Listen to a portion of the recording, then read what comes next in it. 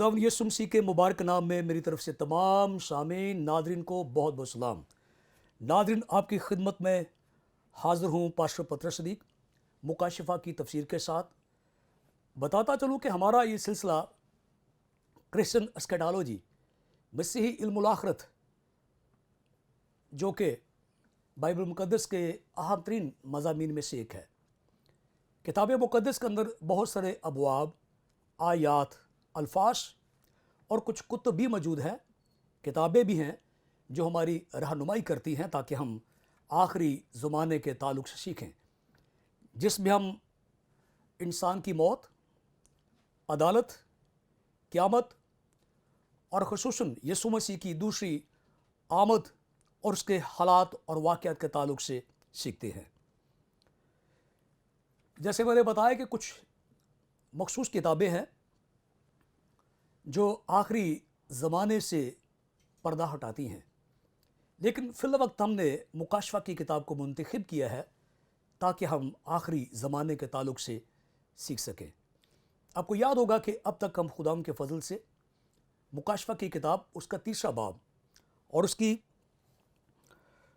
16वीं आयत मुक़द्दसा तक बड़ी तफसील से सीख चुके हैं। इन तीन अबवाब के अंदर उन ज़मीनी हक़ाइक़ के बारे में हम सीखते हैं जो उस वक्त उन 7 कलीसियाओं को लाहक थे जो किसी ज़माना में एशिया कूचक, जो आज मौजूदा तुर्की है, इसमें मौजूद थी। उलमा के मुताबिक एशिया कूचक में कई कलीसियाएँ आबाद थी, ताहम 7 कलीसियाओं को नुमाइंदगी दी गई। मुकाशफा की किताब उसके पहले बाब के अंदर हम पढ़ते हैं कि हमें सोने के 7 चरागदान नज़र आते हैं और सोने के 7 चरागदानों में एक आदम ज़ात सा हमें दिखाई देता है। वो सोने के 7 चरागदान 7 कलीसियाँ हैं और आदम ज़ात सा यीशु मसीह है। और यीशु मसीह से ये मुकाशिफा फ़रिश्ते को दिया जाता है और फ़रिश्ते से ये मुकाशिफा जो है वो यूहन्ना को दिया जाता है। और फिर 7 खतूत 7 कलीसियाओं के नाम लिखे जाते हैं। वो आप लिखा है कि इफसस की कलीसिया के फ़रिश्ते को ये लिख। फ़रिश्ते से मुराद यहाँ पे खुदा के खुदाम है। तो खादमों को इन्फॉर्म किया जाता है, मतले किया जाता है कि कलीसियाओं को इन बातों से आगाह करें।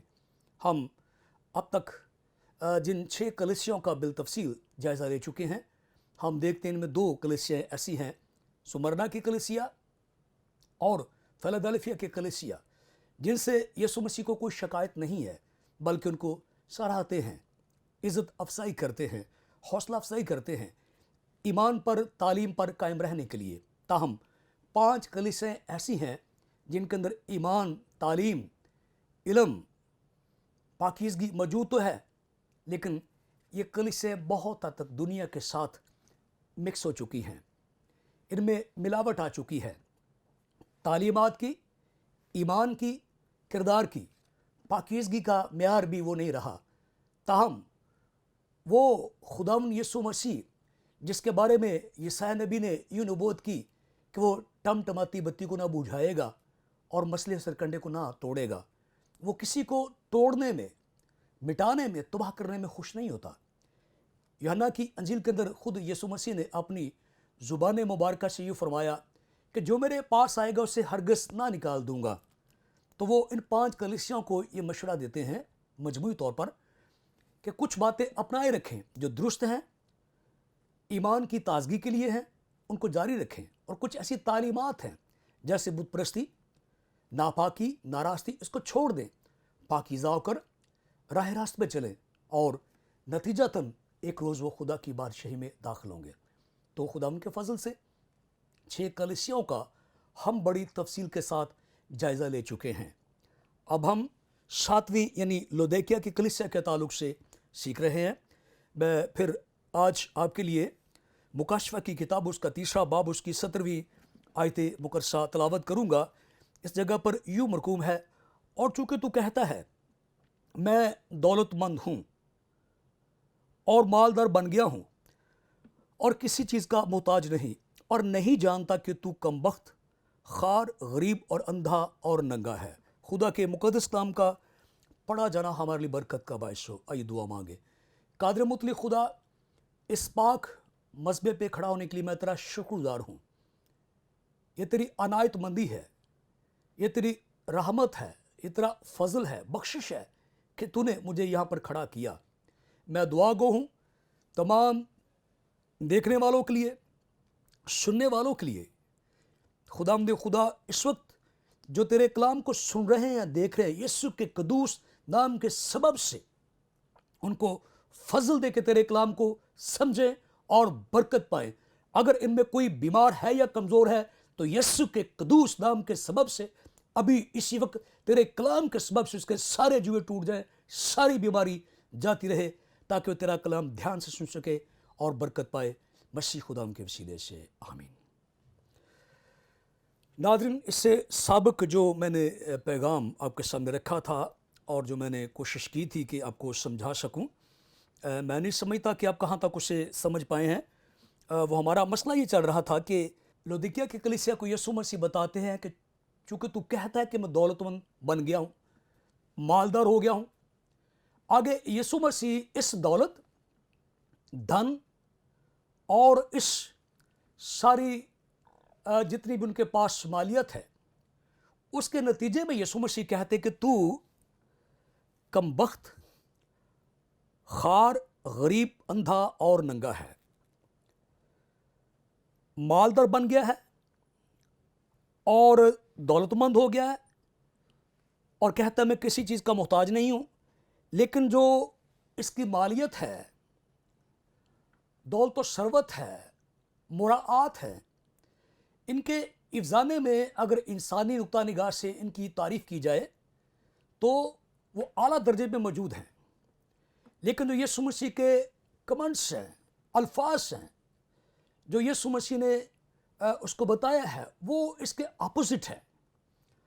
और मैंने इससे साबका जो पैगाम पेश किया था उसमें मैंने कोशिश की थी कि आपके सामने रखूं कि हम पहले ये देख लें कि अनाजिल अरबा मसीह यीशु की जो तालीमात हैं दौलत के बारे में, रुपए पैसे के बारे में, मिल्कियत के बारे में, मैंने बाहवाला आपको कुछ बातें बताई थी।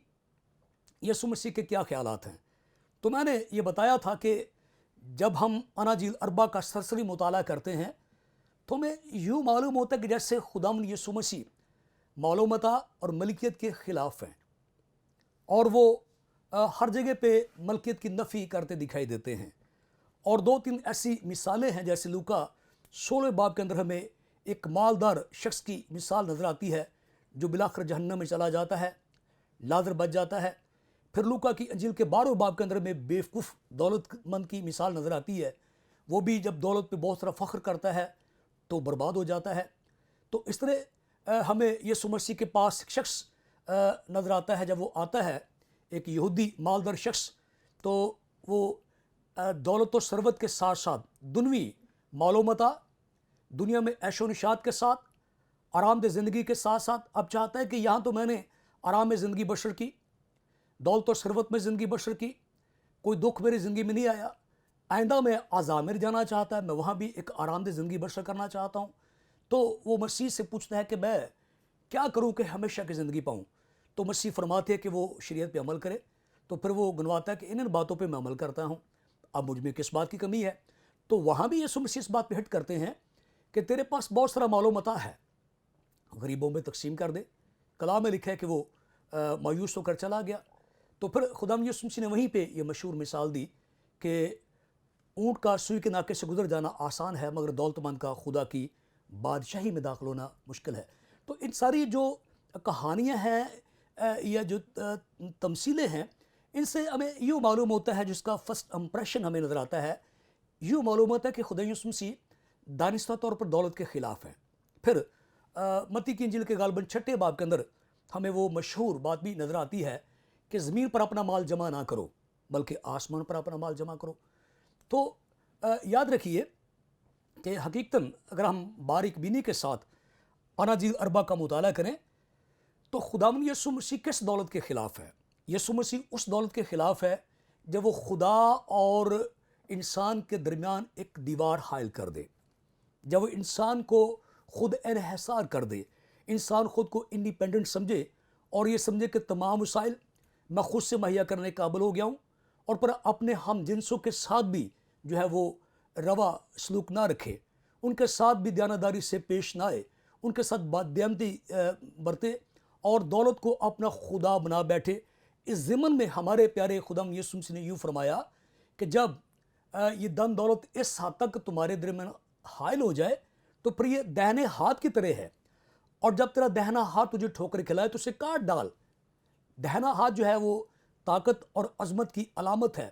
ایسی شہرت، ایسی دولت، ایسا روپیہ پیسہ، ایسا مال و متاع، ایسی ثروت، ایسی مالیت جو خدا کی بادشاہی میں داخل ہونے سے روکے، اس کو کاٹ ڈال تاکہ ٹنڈا ہو کر خدا کی بادشاہی میں داخل ہونا بہتر ہے۔ یعنی تو ان باتوں کو آگ کر دے، چھوڑ دے، کل تو خدا کی بادشاہی میں داخل ہو جائے۔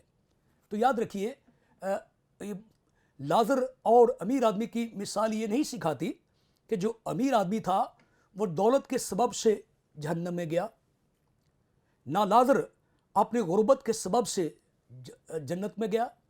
وہاں پہ طرز زندگی کا سوال ہے۔ اب ہم اناجیل اربع اور رسولوں کے اعمال اور خطوط کے اندر دیکھتے ہیں، جو کہ آج کی ہماری اس آیت کا دوسرا پہلو ہے۔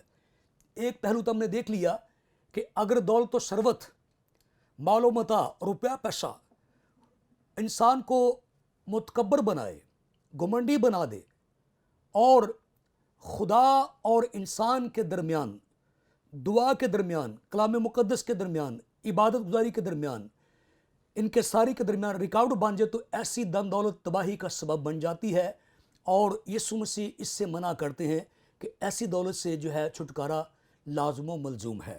تاہم یہی دولت اگر خدا کے جلال کے لیے استعمال ہوتی ہے تو باعث سے برکت ہے۔ تو ہم پڑھتے ہیں خدا کے پاک کلام کے اندر کہ یسوع مسیح کے لیے کچھ لوگوں نے کام کیا، ان کے پاس روپیہ پیسہ تھا۔ روپیہ پیسہ، دان دولت اگر پاک مقدس کاموں کے لیے استعمال کی جائے تو قطعی طور پر غلط نہیں ہے، اور میری دارست میں ہاتھ کو کاٹ دینے سے مراد یہی ہے کہ ان چیزوں سے ہاتھ اٹھا لینا اور ان کو پاک اور مقدس اور نیک کاموں اور بھلائی کے لیے استعمال کرنا۔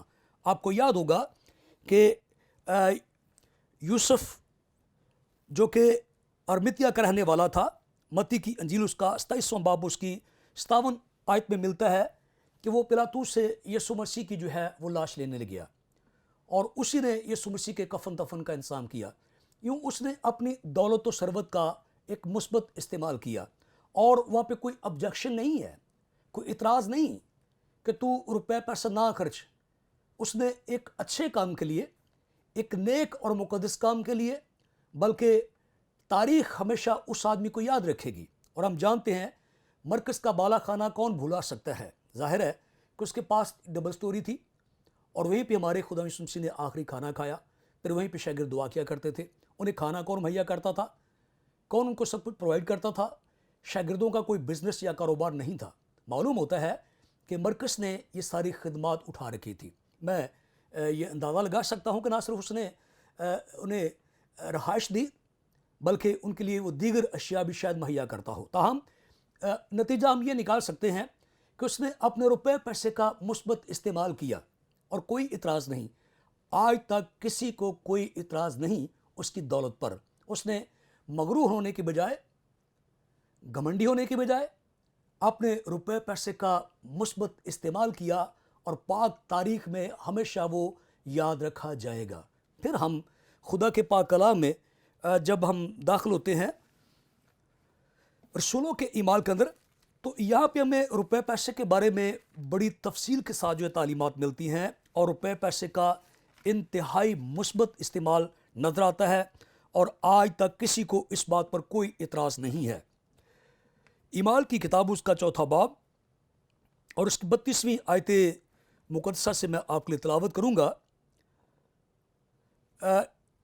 بائبل سوسائٹی نے اس کا جو کیپشن دیا ہے وہ یہ ہے: ایماندار اپنی املاک میں दूसरों को शरीक करते हैं। मैं इसको भी इस कमेंट्री के साथ ऐड करना चाहूँगा। बाइबल सोसाइटी ने जो नया एडिशन शाये किया है, इसमें उन्होंने कैप्शन दिया है, ईमाल की किताब उसका 4 बाब उसकी 32वीं आयत, इसके ऊपर कैप्शन जो आप पढ़ेंगे, हेडलाइन पढ़ेंगे, लिखा है ईमानदार अपनी इमलाक में दूसरों को शरीक करते हैं। मेरा तो ख्याल यहीं पे मसला हमारा हल हो जाता है कि अपनी इमलाक में, रुपए पैसे में, मलकियत में दूसरों को शामिल करने से वही मलकियत खुदा के जलाल का सबब बन जाती है। मैं आपकी तसल्ली के लिए फिर भी हवाला पढ़ना चाहता हूँ। लिखा है, और ईमानदारों की जमायत एक दिल और एक जान थी, और किसी ने भी अपने माल को अपना ना कहा। हकीकत यह है, और ये इब्तदाई रास्तबाजों की वो रुदाद है, वो सच्ची दास्तान है, जब उनमें रत्ती भर भी गुनाह, नापाकी, नाराज़गी, खुद गर्जी, खुद परवरी का नामो निशान नहीं था। मलकियत थी, पैसा था, धन थी, सोना था, चांदी थी, दौलत थी, घर थे, बार थे, बागात थे, खेत थे, लेकिन सरतपा पाक थे। खुद इनकारी हो गए थे। उनका ओढ़ना बिछौना खुदा था। मलकियतें सिर्फ बराए नाम रह गई थी। और ये लूका के मुताबिक, चूँकि ईमाल की किताब का जो मुसन्निफ है वो लूका है, और वो बड़ा मुहक्किक आदमी था, बड़ी सर्च के बाद वो हर बात को लिखता था रूह कुदस की कुदरत से। किसी ने भी अपने माल को अपना ना कहा। बड़ी खूबसूरत बात मुझे यहाँ पर नज़र आती है कि अपने माल को अपना ना कहा। माल तो अपना है, गाड़ी तो अपनी है, घर तो अपना है, खेत तो अपना है, कोठी तो अपनी है, बंगला तो अपना है, हेलीकॉप्टर तो अपना है, जहाज तो अपना है, तेल तो अपना है, ताकत अपनी है, जोर अपना है, सोना अपना है, चांदी अपनी है। लेकिन कहना कि ये मेरा नहीं, ये है वो हाथ काटना, ये है वो मलकियत से दस्तबरदार होना। और खुदा के जलाल के लिए और मुकद्दसों और रास्तबाजों, ज़रूरतमंदों के लिए इसका इस्तेमाल करना। और आगे लिखा है, बल्कि उनकी सब चीज़ें मुश्तरक थीं, यानी सारे ही उसमें शरीक थे।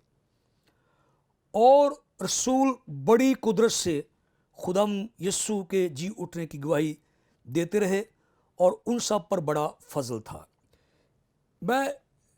ये तरतीब बड़ी खूबसूरत है। हालांकि लूका ये भी लिख सकता था कि रसूल बड़ी कुदरत के साथ खुदा की बादशाही की मुनादी करते रहे, लेकिन पहले उसने मलकियत का तज़किरा किया, माल का तज़किरा किया, फिर उसने रसूलों की तबलीग का तज़किरा किया। इसका मतलब है कि मलकियत, रुपया, पैसा, धन दौलत अगर खुदा के कलाम के फैलाव के लिए जमा है, और जो मालदार लोग हैं, जो रुपया पैसा रखते हैं, वो खुदावन के जलाल के लिए रुपये पैसे के इस्तेमाल होने के लिए तैयार हैं, तो फिर वो खुदा की बादशाही के लिए बड़े अहम स्तून जो हैं वो गर्दाने जाते हैं। लूका ने इस तरतीब को यहाँ पे हमें दिखाया है। पहले माल लोग तकसीम करते हैं, इकट्ठा करते हैं, फिर रसूल बड़ी कुदरत के साथ खुदा की बादशाही फैलाते हैं। और आगे लिखा है, क्योंकि उनमें कोई भी मोहताज ना था, इसलिए कि जो लोग ज़मीनों या घरों के मालिक थे उनको बेच कर बिकी हुई चीज़ों की कीमत लाते और रसूलों के पाँव में रख देते थे, फिर हर एक को उसकी ज़रूरत के मुताबिक या मुआफिक बांट दिया जाता था। तो ये वो खूबसूरत बात है जो दौलत और सरवत के बारे में है।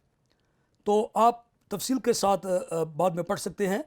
ईमाल की किताब का 4, 5, 6 बाब, यहाँ पे हमें गालबन इसी तरह के बेशुमार वाक़या नज़र आते हैं जो दौलत, रुपये पैसे, मलकियत, मालो मता के बारे में, उसके मुस्बत इस्तेमाल के बारे में खूबसूरत बात बताती है।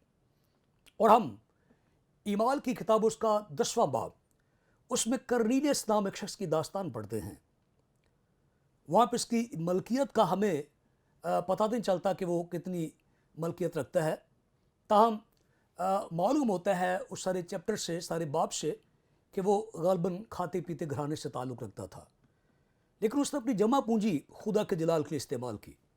मालूम होता है कि उसने रिश्तेदारों को बुलाया, खाने वगैरह पकाता, फिर ये बड़े वाज़ेह तौर पर लिखा है कि वो अपनी पूरी पूरी खैरात यहूदियों को देता था।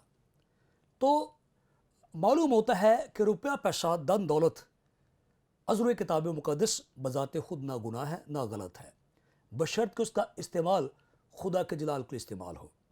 ईमानदारों का बाप अब्राहम अगर आप पढ़ें तो आज की ज़ुबान में वो करोड़ोंपति इंसान था, ताहम उसकी जो ज़िंदगी है, लाइफस्टाइल है, उससे मालूम होता है कि उसने अपनी सारी दौलत व सरवत खुदावन के जलाल के लिए इस्तेमाल की। मज़बे बनाता, कुर्बानियाँ देता, मुलाजमों को शाह रखता, उनकी हर तरह से देखभाल करता। तो मलकियत जो है, जब इंसान इस पे घुमंड करे, मुतकब्बर हो जाए और सोसाइटी में, मुआशरे में, कलीसिया में दिखावे के लिए पहने, दिखावे के लिए सारा काम करे, तो वहाँ पे एक रास्तबाज ईमानदार यीशु मसीह के अल्फाज के मुताबिक, मैं नहीं कह रहा वो कमबख्त भी है, खार भी है, गरीब भी है, अंधा भी है, नंगा भी है। और इसकी तस्वीर हमें उस अमीर आदमी की कहानी से मिलती है कि दुनियावी तौर पर वो कितना पॉपुलर होगा, कितना मकबूल होगा, कितनी उसकी शान व शौकत होगी, कितनी अज़मत होगी। और चूँकि यहूदी पैराए में वो सारी बात की गई है, वो यहूदी था, एक लिहाज से बा ईमान भी होगा, ईमान भी रखता होगा, लेकिन दूसरी तरफ धन दौलत को तकब्बर, घुमंड और गुरूर के लिए इस्तेमाल करता था, जो बिल आखिर उसकी तबाही का सबब बन गया।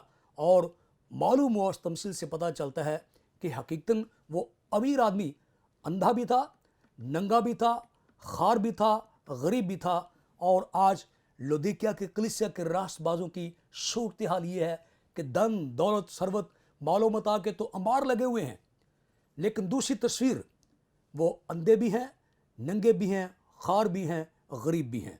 और खुदा यीशु मसीह उन्हें मशवरा देते कि ऐसी धन दौलत, ऐसा रुपया पैसा जो खुदा के तख्त के सामने तुम्हें जलील और रुसवा कर दे, इससे बाज आओ, काट डालो ऐसे हाथ को, और मैं सलाह देता हूँ तो तुझे हकीकी अमीर मैं बनाता हूँ। तो यकीनन हम सीखेंगे कि किस तरह हमारे यीशु मसीह इंसान को हकीकी दौलतमंद बनाते हैं। देखते रहिए खुदा के कलाम को और सुनते रहिए मुकाशवा की तफसीर को। खुदाम इस कलाम के सबब से आपको बहुत सारी बरकत दे। आमीन।